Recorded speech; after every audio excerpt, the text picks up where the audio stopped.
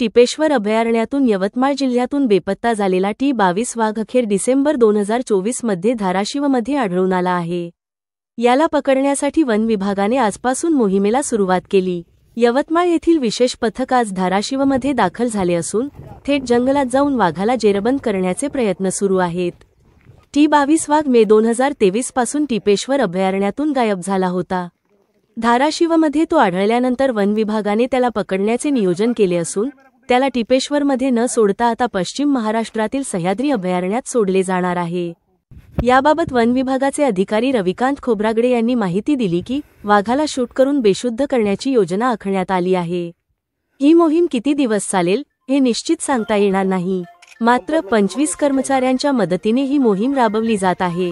विदर्भाचा हा वाघ आता सह्याद्रीच्या पर्वतरांगांमध्ये स्थानांतरित होणार असून या मोहिमेचे यश वन विभागासाठी महत्त्वाचे मानले जात आहे।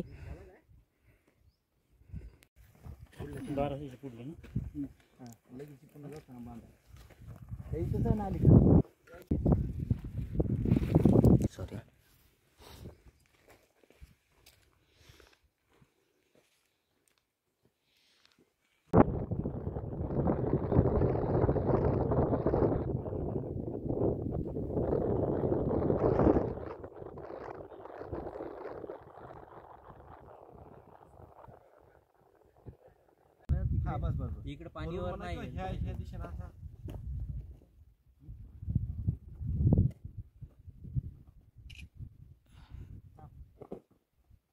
टाकलेले ना, कारण मचांचा विषय असा काही इथे नाही आहे झाड, आपण मचान पोर्टेबल ऑप्शन बोला ना, मध्ये काही झाड आहे जर आपल्या बाजूला